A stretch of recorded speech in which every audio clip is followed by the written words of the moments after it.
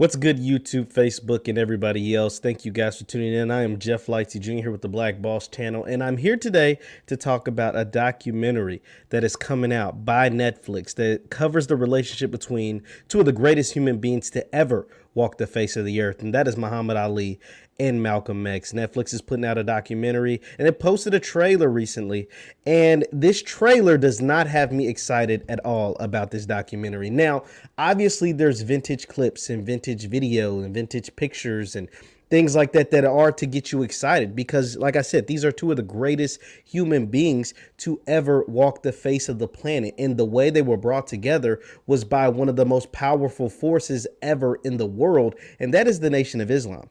Right? Muhammad Ali was lured into the Nation of Islam, was attracted to the Nation of Islam, mainly because not just the Honorable Minister Elijah Muhammad, but also because of what was taking place by Minister Malcolm X. So their relationship grew, and Muhammad Ali became world champion. He became a Muslim. He went from Cassius Clay to Muhammad Ali. He was named by Minister Elijah Muhammad, by the Honorable Elijah Muhammad, and their relationship for a 3-year period was really, really good, like really, really good. And it's been portrayed over several different films, whether it was Godfather of Harlem that talks about Bumpy Johnson. It is also was portrayed in a fictional film put out by Amazon, the One Night in Miami film that did really, really well for Amazon. But here's the thing. Here's why I'm not excited about what's going to take place in this documentary.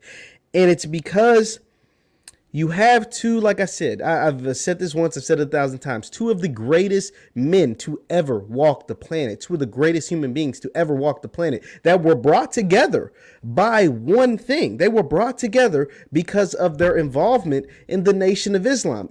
But there is a man who is alive, who was alive then and who was alive now and very active right now that is not featured in this documentary. And that is the Honorable Minister Louis Farrakhan. Now, Louis Farrakhan was around when Malcolm was in the nation, was around when Ali was in the nation, was around through all of this, through their rise and through their falling apart, beef or whatever you want to call it, that eventually led them away from each other, both Malcolm and Ali. And Farrakhan was there. Farrakhan is currently the leader of the nation. And somehow, some way, he is still omitted from a documentary that's talking about his group, two of the best members ever in the history of the nation, is what this documentary is about. The leader of the nation is alive and active well right now, and was alive and active and very well back then. And he actually watched it. He was actually a part of it. Here are images and pictures to show you that Farrakhan was around when this was taking place. And he's not mentioned, he's not featured. There's no way you can get an accurate depiction of what took place between Ali and Malcolm without mentioning Farrakhan. See, this goes into, and there's no way. Now, obviously, this trailer is only 2 minutes, right? So it doesn't show everyone that's going to be featured in the doc, I imagine, right? I imagine this is going to be between an hour and 2 hours long, so probably right there in the middle, an hour and a half. And it's going to have a lot of people. But listen to some of the people that I saw in just the trailer that had me baffled. I saw Al Sharpton. Now, Al Sharpton is a prominent figure in the black society, especially in civil rights.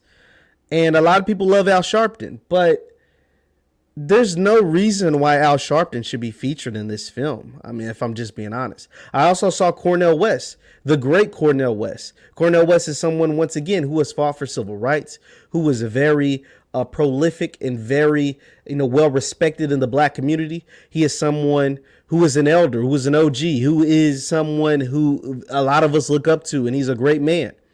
But you mean to tell me you're going to have Cornel West and Al Sharpton and the daughters of Malcolm X and Ali, who were children? Well, you got to think, Malcolm died in the 60s, right? So these women, the children of his child, and Ali's daughter, who were featured in the preview, they were children when Malcolm died. So that means they couldn't know much about the relationship. They are told from second and third and fourth parties. I mean, Malcolm died in 1965. So his children were very young when he passed away. He died in 1965, so that means Ali's children were very young. Some of them weren't even born by the time Malcolm passed away. So they can't really give you firsthand recognition, firsthand acknowledgement of what took place or about the relationship between their fathers. They can only be told from other people, the other people that were around. Well, I can tell you or show you someone that was around and that knows both men, that knew both the men, whether their relationships were great with the men or not. He knew them, and that's Louis Farrakhan. Now, here's the thing. This was brought to my attention by one of my buddies. I mentioned earlier about films or TV shows, recent films and TV shows that have done really well, that have mentioned or talked about the relationship between Ali and Malcolm X. One of those I mentioned was The Godfather of Harlem.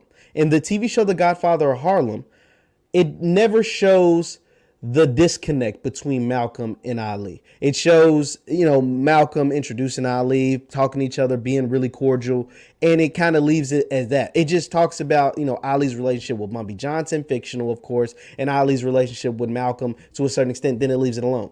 But one of the things in one of the films that does talk about the relationship between Malcolm and Ali and actually mentions Louis Farrakhan is the One Night in Miami film. Now, the One Night in Miami film did really well. It was a very successful film, and it was a fictional detail about Malcolm, Ali, Jim Brown, and Sam Cooke all hanging out in Miami the night that Ali won the world heavyweight title, right? But one thing that film did, besides be very successful, is that it took a shot at the Honorable Minister Louis Farrakhan. Why is that significant? Because we know the image that the media tries to portray of Louis Farrakhan. It tries to tell us that he's this bigot. They try to tell us that he's an anti-Semitic person. They try to tell us that, he stirs up hate and does all of this, nonsense. And anytime you mention his name, your videos get demonetized, they get deleted, they do whatever. They do everything in their power to make him look like a bad man, to make him look like he is the spawn of Satan, to make it look like anybody that follows him or anybody that listens to him are bad people, right? And we all know that just simply isn't true. Anybody that has a brain that's ever listened to that man speak, he is one of the most powerful speakers to ever walk this planet. And see, that's the beauty behind people from the Nation of Islam. They try to make these people sound, so bad. And I'm not a Muslim myself, but I really respect a lot of their figures, a lot of their men in the nation now, and a lot of their historical figures, whether it's Ali, Malcolm, Farrakhan, and etc. Right? And so they try to make you seem like a bad person if you follow him, right? They're just this militant leader who doesn't do anything. He just hates Jews, right? But none of that is true. And it's been debunked a million times. I do not hate Jewish people.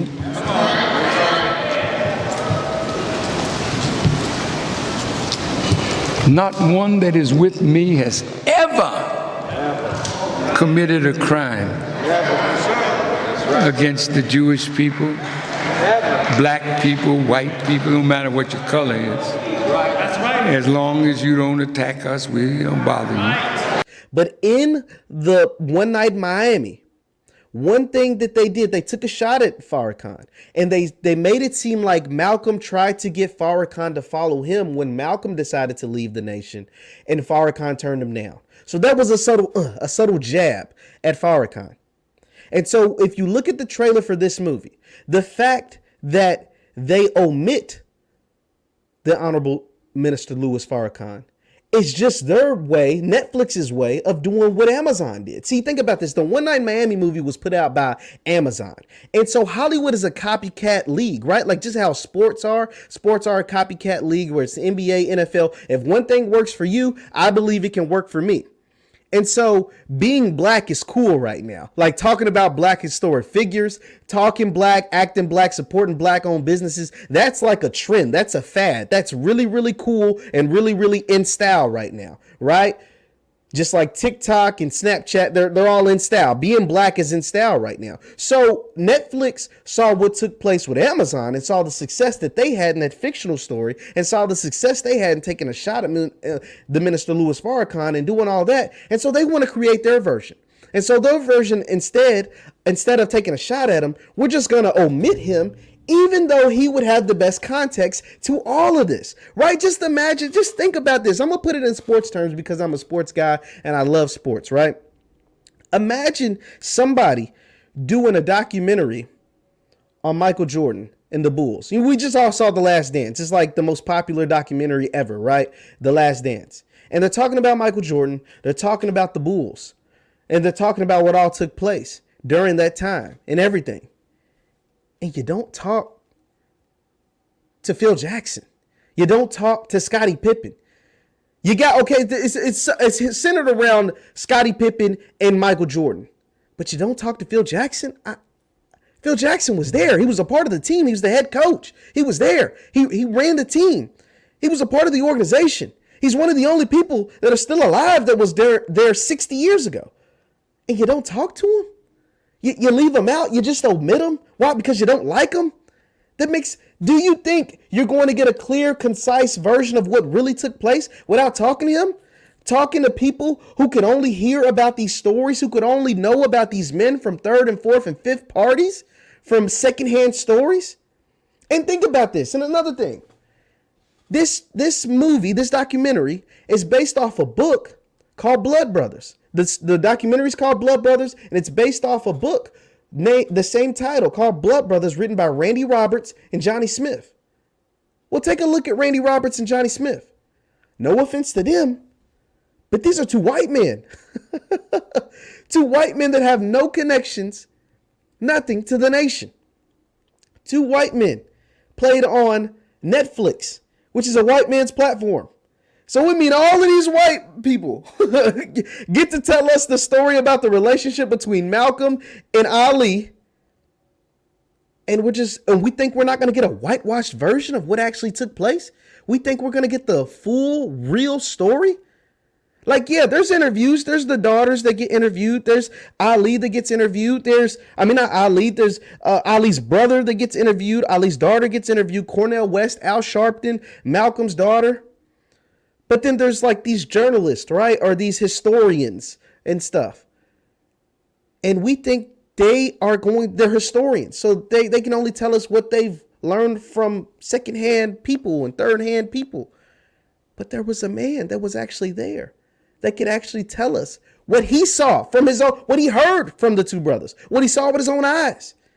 And we decide not to talk to him. And, oh, by the way, he is the leader of the nation that both of these men were a part of. And we decide not to talk to them. All because he's anti-Semitic.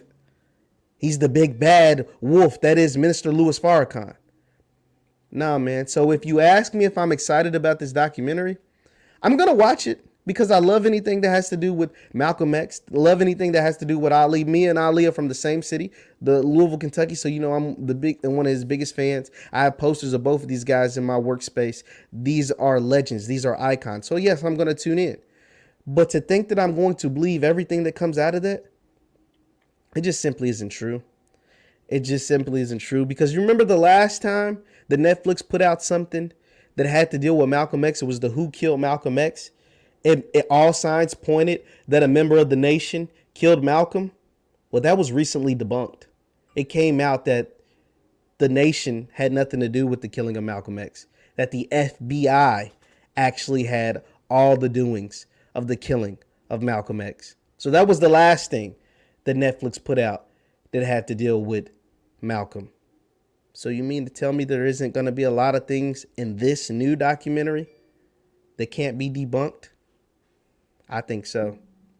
Leave your thoughts in the chat. Leave your thoughts in the comments. Once again, I'm Jeff Lighty Jr. with the Black Boss Channel. Thank you guys for tuning in, and I'll see you next time.